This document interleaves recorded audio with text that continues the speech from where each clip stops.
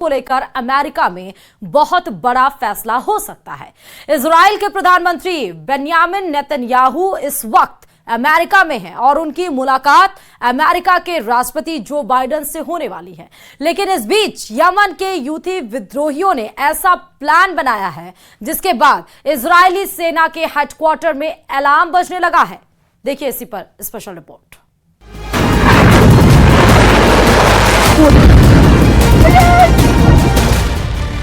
जब Netanyahu Biden की मुलाकात और अमेरिकी कांग्रेस में संबोधन को लेकर पूरी दुनिया इजराइल की चर्चा कर रही है, तब इजराइल के दुश्मन एक बहुत बड़े हमले की तैयारी कर रहे हैं। यह हमला भी कुछ ऐसे ही हो सकता है।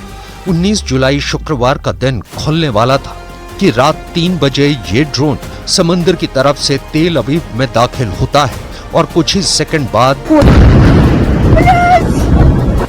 एक बार फिर देखिए वो ड्रोन अटैक जिससे इजराइल बच नहीं सका। अब ऐसे ही कई हमले इजराइल के तेल के कुओं और गैस फील्ड पर करने की तैयारी हो रही है। भूमध्य सागर में इजराइल के कई तेल और गैस के भंडार हैं और यहां उसके ऑयल रिग्स पर ड्रोन अटैक किया जा सकता है। यही यमन की ड्रोन फोर्स का नया टारगेट बन सकते हैं। इन पर हमलों को रोक पाना इजराइल के लिए आसान नहीं होगा। ऑयल रिग्स पर हमले का मतलब है कि इजराइल की एनर्जी इंडस्ट्री की तबाही। भूमध्य सागर में इजराइल की तमाम लेवियाथन और करीश गैस फील्ड है। यहाँ इजराइल हर साल 21 अरब क्यूबिक मीटर गैस का उत्पादन करता है। इस गैस फील्ड से मिस्र और जॉर्डन को भी गैस की सप्लाई की जाती है। ऐसे में नेतन्याहू की बेचैनी बहुत ज्यादा है। तेल अवीव पर हुए ड्रोन अटैक के बाद इजराइल को अपने शहरों से ज्यादा अपने तेल के कुओं की चिंता सता रही है, क्योंकि यहाँ पर हमला रोकना आसान नहीं होगा। जब तेल अवीव में आधी रात 3 बजे हमला हुआ तो धमाका बहुत बड़ा था। किसी को समझ नहीं आया कि आखिर हुआ क्या। सड़कों पर लोग बदहवास हालत में नजर आए। इस हमले में एक व्यक्ति की मौत हो गई, 10 लोग जख्मी हुए हैं। तेल अवीव में अफरा तफरी मच गई। ड्रोन से हुए इस धमाके ने इजराइल को बुरी तरह से हिलाकर रख दिया। लोग सड़कों पर निकल आए, सायरन बजने लगे। आखिर इजराइल की राजधानी में दुश्मन का ड्रोन कैसे घुस गया? कैसे इजराइल का सबसे मजबूत किला आग के शोलों से चकनाचूर हो गया? तेल अवीव में जहां अटैक हुआ वो तेल अवीव का याफा इलाका है और जिस ड्रोन से यमन ने हमला किया उस ड्रोन का नाम भी याफा है। לאחר תחקיר ראשוני שביצענו ומהממצאים בזירה ובמערכות הצבאיות עולה כי מדובר בכלי טיס בלתי מאויש מדגם צימד 3. להערכתנו הוא הגיע מתימן עד לתל אביב. צימד 3 הוא אמצעי לחימה איראני. याफा ड्रोन के बारे में कहा जा रहा है कि ये ईरान से मिले ड्रोन की नकल है। इसका असली नाम समद 3 है। इस ड्रोन की रेंज 2000 किलोमीटर है। अब इस ड्रोन का रूट देखिए जिसने इजराइल को चौंका दिया। ये ड्रोन लाल सागर के ऊपर से होते हुए सुएज नहर के ऊपर से गुजरा। नीचे अमेरिका के बड़े बड़े वॉरशिप देखते रह गए। कोई उस ड्रोन को ट्रैक नहीं कर पाया। इसके बाद ये ड्रोन भूमध्य सागर की तरफ से इजराइल में घुसा। इजराइल के बड़े बड़े रेडार इस ड्रोन को ट्रैक नहीं कर पाए और फिर तेल अवीव में इस ड्रोन ने अपने टारगेट पर बड़ा धमाका किया। 2000 किलोमीटर की रेंज वाले ड्रोन का मतलब है कि यमन के हूथी विद्रोही इजराइल को आसानी से निशाना बना सकते हैं, चाहे वो इसके शहरी इलाके हों, चाहे वो उसके ऑयल रिग्स हों या फिर इजराइल के बंदरगाह। हूथी विद्रोहियों के टारगेट पर इजराइल के जो बड़े बंदरगाह हैं उसमें हाइफा और एलात पोर्ट सबसे आगे हैं। हाइफा का बंदरगाह भूमध्य की तरफ है, जबकि एलात बंदरगाह दक्षिण में अकबा की खाड़ी यानी लाल सागर की तरफ खुलता है। यमन के इन दोनों पोर्ट्स पर हमले की न सिर्फ धमकी आती है बल्कि हूथी विद्रोही इन दोनों पर मिसाइल से हमला भी कर चुके हैं। हालांकि इजराइल ने एयर डिफेंस सिस्टम के जरिए इन हमलों को नाकाम करने का दावा किया है। जिस इजराइल की ड्रोन टेक्नोलॉजी ने पूरी दुनिया में नाम कमाया, अब उसी इजराइल पर उसके दुश्मन के ड्रोन कहर बनकर टूट रहे हैं। इजराइल को पता चल गया है कि इस हमले के पीछे यमन है और वहीं से ड्रोन उड़कर इजराइल तक पहुंचा है। نفذ سلاح الجو المسير في القوات المسلحة اليمنية بعون الله تعالى عملية عسكرية نوعية تمثلت في استهداف أحد الأهداف المهمة في منطقة يافا المحتلة ما يسمى إسرائيليا تل أبيب، وقد نفذت العملية بطائرة مسيرة جديدة। इसमें कोई शक नहीं कि इजराइल ने यमन से बदला ले लिया है और बदला भी बहुत बड़ी तबाही मचा कर लिया है। यमन ने तेल अवीव पर ड्रोन हमला किया तो इजराइल ने हुदैदा बंदरगाह पर तेल डिपो को टारगेट बनाया। यही वजह है कि यमन के हूथी विद्रोही अब जवाबी कार्रवाई में इजराइल के तेल और गैस वाले ठिकानों को टारगेट बनाना चाहते हैं। भूमध्य सागर में इजराइल की ऑयल रिग्स को ड्रोन से टारगेट बनाकर यमन के हूथी विद्रोही ये भी साबित करना चाहते हैं कि वो इजराइल की दुखती नब्ज को दबाना जानते हैं। ऑयल रिग्स पर हमले का मतलब है गैस और तेल की सप्लाई ठप, और ये हमले इजराइल की अर्थव्यवस्था को भी बड़ी चोट पहुंचाएंगे। एक ड्रोन कैसे युद्ध के दायरे को 10 गुना बढ़ा सकता है, ये यमन के याफा ड्रोन ने साबित कर दिया है। खतरे की घंटी संयुक्त राष्ट्र में भी लगातार बज रही है। I can tell you that the Secretary General condemns today's deadly drone attack in Tel Aviv, for which the Houthis in Yemen claimed responsibility. This attack resulted in a death and several injuries. He sends his heartfelt condolences to the victims and their families. युद्ध का नया खतरा किस level पर पहुंच चुका है, ये आप यूएन से आए अलर्ट को देखकर समझ सकते हैं। याफा जैसे ड्रोन से ये मुमकिन है क्योंकि इससे पहले इजराइल का एयर डिफेंस नेटवर्क इसे रोकने में नाकाम साबित हुआ है। ऐसे कई हथियार यमन के हूथी विद्रोही अपनी परेड में दिखाते रहे हैं। इन सभी पर ईरान की छाप लगी हुई है। इस बात से तो ईरान भी इनकार नहीं करता, चाहे वो बैलिस्टिक मिसाइल हो, क्रूज मिसाइल हो या फिर ड्रोन। हूथी विद्रोहियों के पास बहुत से ऐसे हथियार हैं जो उसे ईरान के जरिए ही मिले हैं। यमन के हूथी विद्रोहियों को ईरान का समर्थन इजराइल का दूसरा बड़ा खौफ है। इजराइल का डर इस हमले से और ज्यादा बढ़ गया है क्योंकि हूथी विद्रोहियों की याफा ड्रोन ने इजराइल के एयर डिफेंस नेटवर्क को खिलौना साबित कर दिया है। यही वजह है कि तेल अवीव पर अटैक के बाद अमेरिका पहुंचे बेन्यामिन नेतन्याहू सीज फायर की बात कर रहे हैं। हमास पर बमबारी नहीं बल्कि उस पर दबाव डालने की बात कर रहे हैं। इस वक्त हमास के कब्जे में 120 इजरायली बंधक हैं और इस बात ने नेतन्याहू को काफी बेचैन किया हुआ है।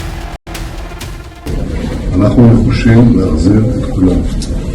התנאים להחזיר אותם מבשילים, ונתנו פשוט שאנחנו מפעילים לחץ מאוד מאוד חזק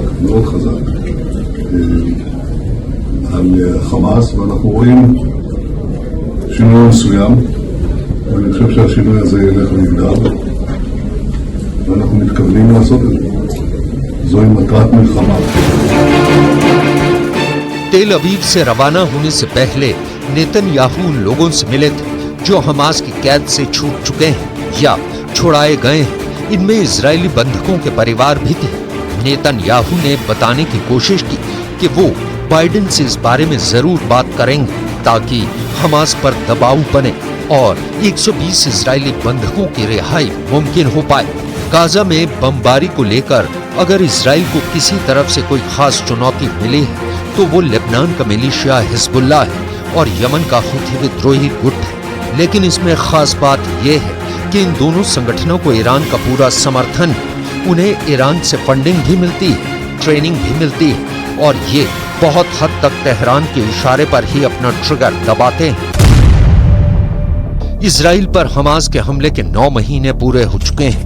गाजा पर इजराइल के ऑपरेशन के भी 9 महीने पूरे हो गए हैं। 9 महीनों की तबाही का दौर ऐसा चला कि युद्ध का एपिसेंटर अब गाजा से निकलकर इजराइल और लेबनान बॉर्डर के साथ साथ यमन और लाल सागर में पहुंच चुका है। यमन के तेल गोदाम में लगी आग अब भी जल रही है। इसी जगह पर इजराइल के फाइटर जेट्स ने बम गिराए थे और फिर लगा कि जैसे पूरा हुदैदा बंदरगाह जलने लगा। यमन को भी पता चल गया है कि हूथी विद्रोहियों के हमले के बाद जिस तरह से इजराइल ने अटैक किया है उससे युद्ध गाजा से निकलकर अब उसकी जमीन पर पहुंच गया है।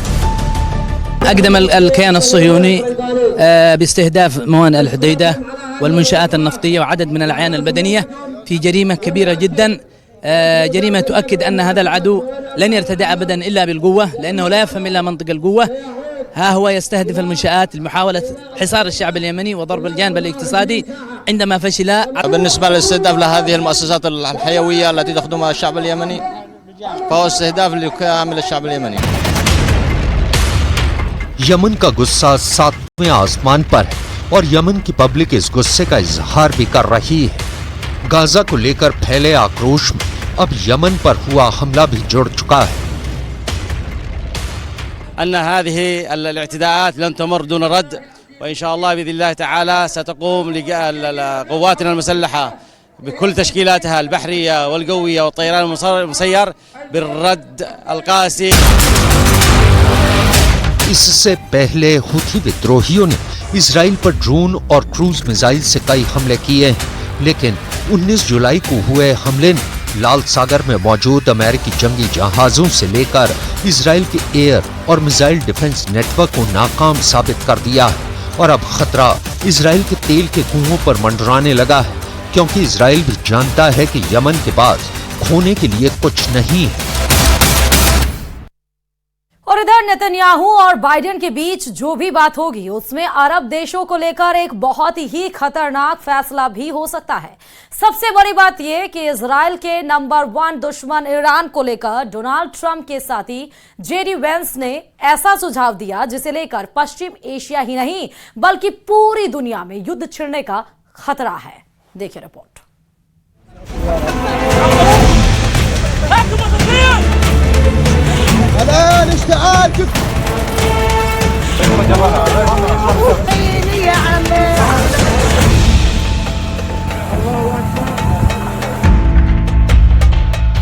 एक तरफ गाजा में इजराइल का नया हमला हुआ है और दूसरी तरफ नेतन्याहू और गोला बारूद की डिमांड के साथ अमेरिका में मौजूद हैं।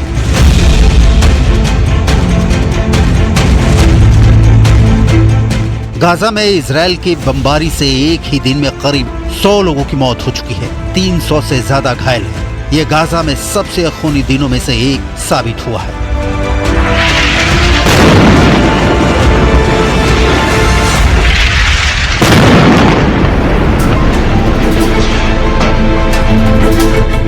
गाजा के खान यूनिस इलाके में न सिर्फ इजरायली वायुसेना ने बमबारी की, यहाँ पर इजरायली टैंक मार्क 1 ने भी अंधाधुंध गोले बरसाए और नतीजा आपके सामने है। अपने परिवार के कई लोगों को खोने वाले अहमद समूर लाशों को उठा उठाकर थक चुके हैं। इजराइल ने जब हमला किया तो एक 4 मंजिला इमारत पूरी तरह ढह गई। अहमद समूर का घर इसी इमारत में था।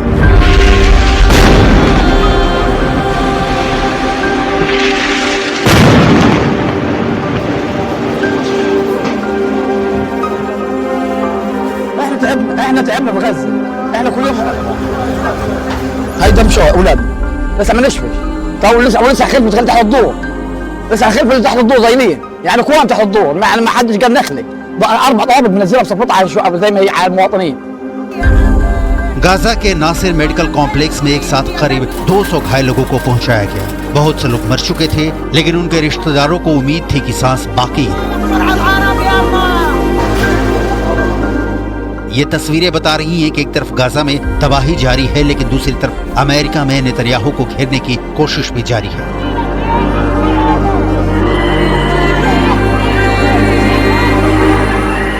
व्हाइट हाउस के करीब ये लोग नेतन्याहू का विरोध करने पहुंचे हैं। ये गाजा में हजारों लोगों की मौत पर बाइडेन प्रशासन को जगाना चाहते हैं। ये इजराइल को जारी बम और गोला बारूद की सप्लाई रोकना चाहते हैं। ये सब एक प्रदर्शन का हिस्सा है।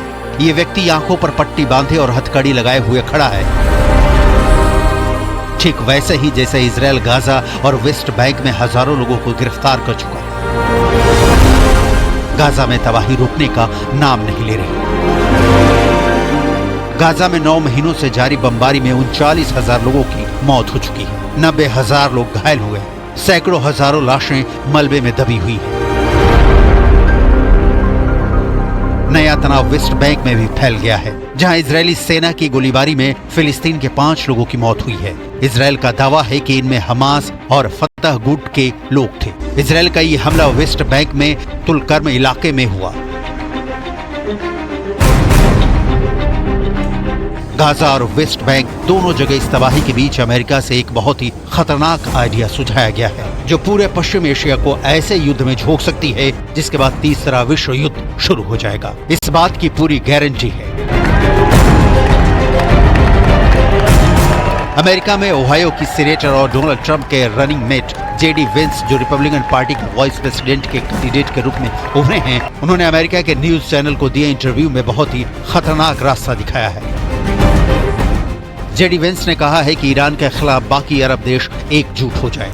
जेडी वेंस ने अरब वर्ल्ड के सुन्नी बहुल देशों को ईरान के खिलाफ एक फ्रंट बनाने का सुझाव दिया है, क्योंकि ईरान शिया बहुल देश है। यानी साफ है कि अमेरिका का एक पावरफुल लीडर इस वक्त अरब वर्ल्ड को धर्म और संप्रदाय के बीच बांटना चाहता है।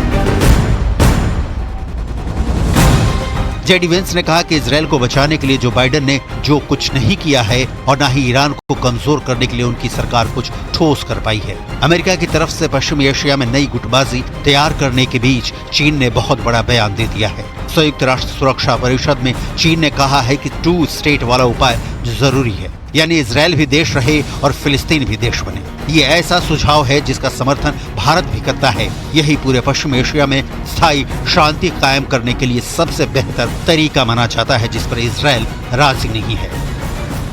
近日，国际法院发表咨询意见，认定以色列持续占领巴勒斯坦违反国际法，以色列有义务立即结束对巴勒斯坦领土的非法占领。 जब गाजा में बमबारी चल रही है और नेतन्याहू अमेरिका से बम और हथियार की डिमांड करने पहुंचे हैं, तब बीजिंग में हुई एक मीटिंग ने इजरायल के माथे पर लकीरें खींच दी है। वजह है चीन के विदेश मंत्री से फिलिस्तीन के अलग अलग गुटों की मुलाकात। इस मीटिंग में हमास और फतह दोनों गुट के नेता शामिल हुए। खबर यह है कि फिलिस्तीन के 14 गुट इस बात पर राजी हुए हैं कि PLO यानी फिलिस्तीन लिबरेशन ऑर्गेनाइजेशन पूरे फिलिस्तीन के लोगों का सही प्रतिनिधित्व करता है। 最核心的成果就是明确巴解组织是巴勒斯坦人民的唯一合法代表。最突出的亮点就是围绕加沙战后治理，组建临时民族和解政府达成了一致。 जहां अमेरिका फेल हुआ है, वहां चीन ने बाजी मारी है। सऊदी अरब और ईरान के बीच दोस्ती कराने के बाद चीन इजरायल और फिलिस्तीन के बीच स्थायी हल निकालने में जुट गया है। चीन अब डील मेकर बनना चाहता है, लेकिन इन तस्वीरों के बीच अगला एक हफ्ता गाजा में चल रहे युद्ध के लिए बहुत अहम होने वाला है। जुलाई के अंत तक अगर ये युद्ध रुकता हुआ नजर नहीं आया तो समझ लीजिए कि फिर ये युद्ध पूरी तरह आउट ऑफ कंट्रोल हो जाएगा।